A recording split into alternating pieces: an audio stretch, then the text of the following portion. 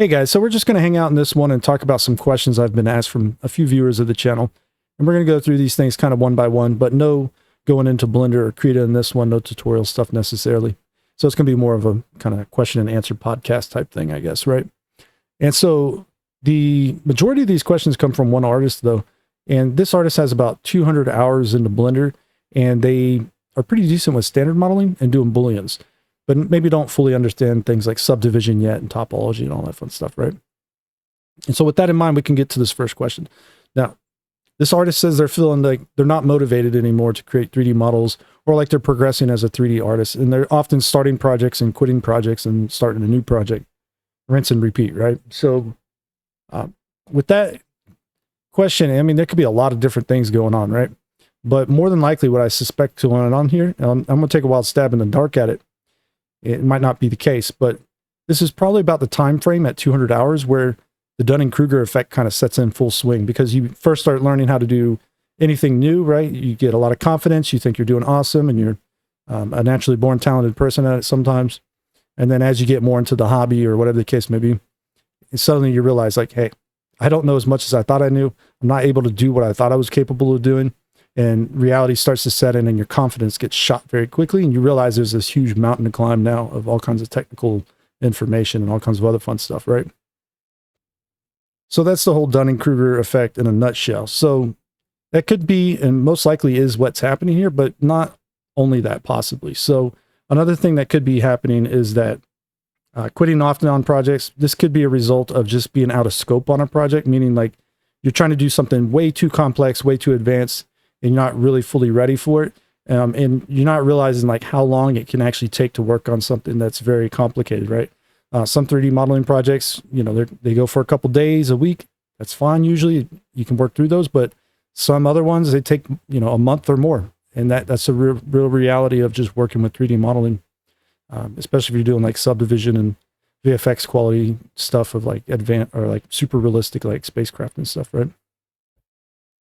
So just keep that in mind. Those are a couple ideas there.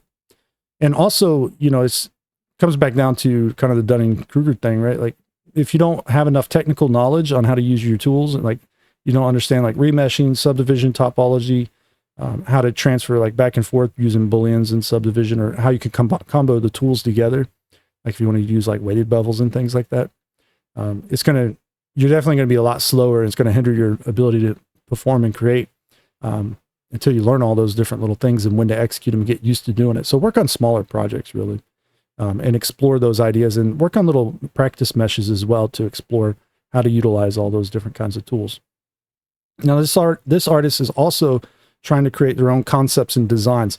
Now this is a whole nother category of working as a 3D art. Well, as a 3D artist, you'll get used to this, but if you're just doing 3D modeling, you don't always create your own concepts and designs, right? Like it's not required. You could recreate things from someone else's concept or design, or work off of something that exists in the real world. You're not designing nothing.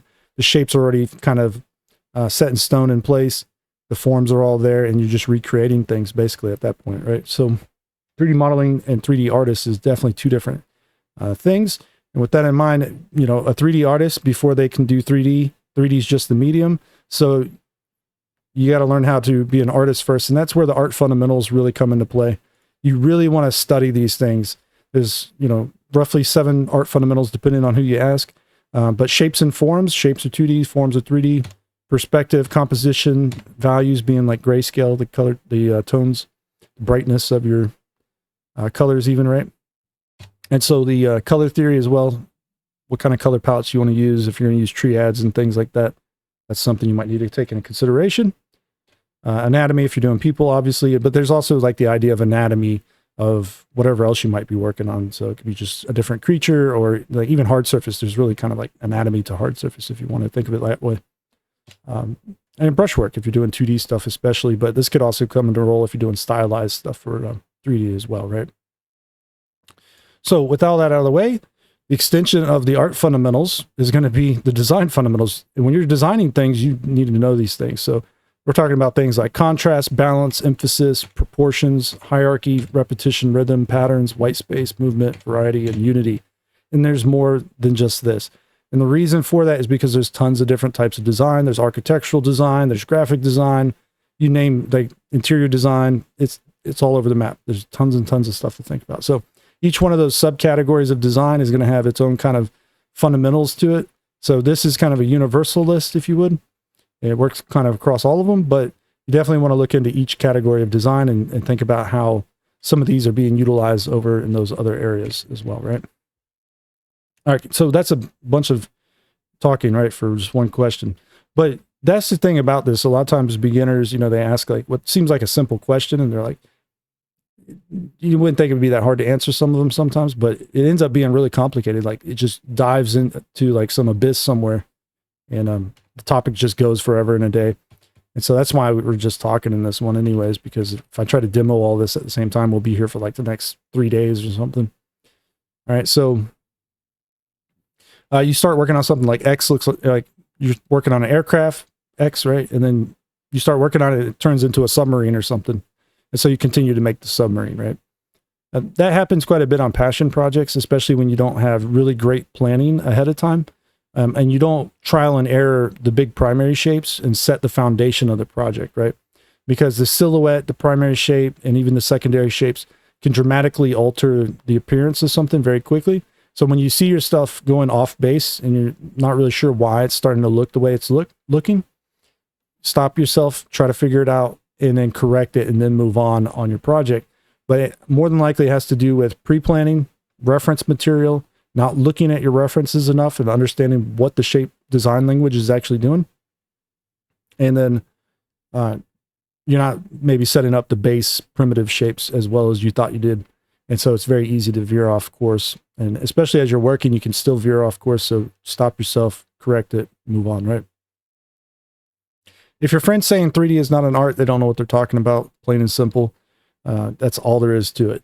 3D is a digital art, right? And so traditional art, these are all visual arts. So think of it like this. Whether you're doing acrylic paintings, oil paintings, pastels, watercolors, all the traditional arts, right? Sketching, charcoal, that's all traditional, but it's a visual art, okay?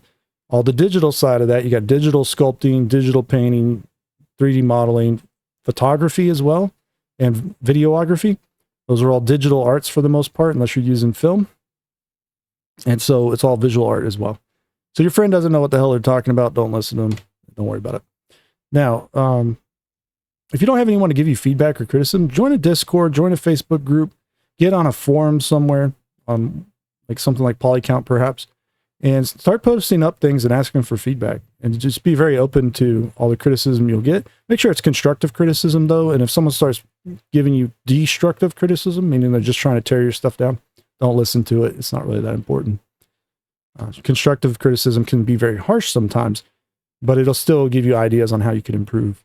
And you definitely want to, just kind of pay attention to some of that stuff, right? Especially if they're seasoned artists that are giving you feedback. Comparing yourself to professionals brings that up, that next point, right? The professionals out there are usually in the industry, right? And they set the standards for the quality levels that are going on at the time for the most part, as it relates to game art or VFX or whatever the case. And so these professionals, they're seasoned artists, they're veterans or whatever you want to call them, and they've been around for a while. They've gone through a bunch of trial and error that you're going through right now. And so if you try to figure out everything on your own, it's not a good idea. That's where the feedback and criticism comes into play, right? They have tools or tricks of the trade, right? And sometimes tools of the trade. And so, figure out what kind of tools they're using, what kind of workflows they're implementing, and how they go about doing that.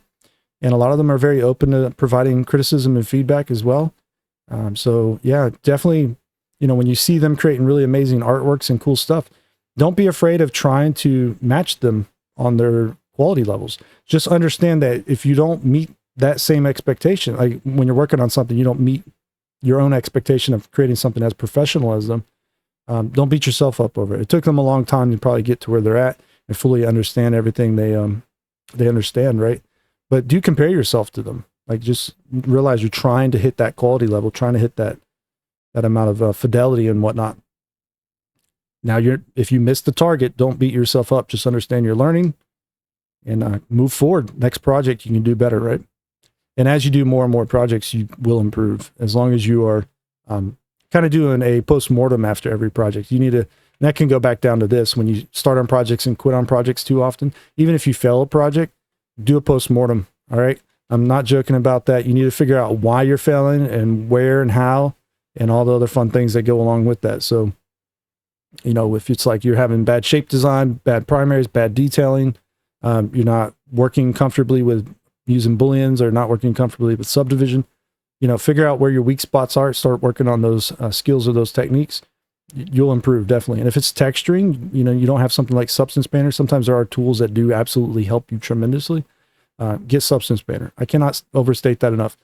Like creating textures manually in like Photoshop or something like that, like it's doable, but really Substance Painter is the way to go when you're wanting to texture things, no doubt. And then also you want to look into other software that might help you along your journey as well, such as like Plasticity or ZBrush, anything else that you might want to take on learning at some point. Right, so cube modeling and booleans, right? Cube modeling is not actually the cause of creating more blocky design. Well, actually, I kind of skipped it, didn't I? This artist was saying that they have too blocky of designs and they're maybe not organic enough. And it's probably a direct result of cube modeling and booleans. Now, I've had multiple artists ask me the same question, like, how do you get away from creating these kind of nonsensical blocky designs? I'm going to do another video on this one later on where I'm just playing around with booleans and using simple shapes, cubes and stuff like that to come up with cooler designs, basically going over some of those fundamentals of design as well in that one in the future here. But the real trick here is that what you're doing a lot of times is you create a base primitive shape, whether it's a cube or some kind of rectangle or whatever the case, right? Triangle, something like that.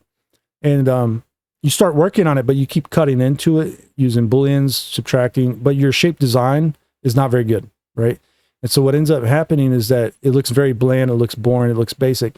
Plus you got to think about things like how you add additional elements into it. So when you're just cutting out simple shape with simple shape with simple shape, you're creating a compound shape, but they're all simple shapes and becomes very boring, right? You don't have any variations of shapes. You don't have different layering or like plane level changes of those shapes. So all kinds of things come into play with that. There's a lot that goes into these design fundamentals right here, right?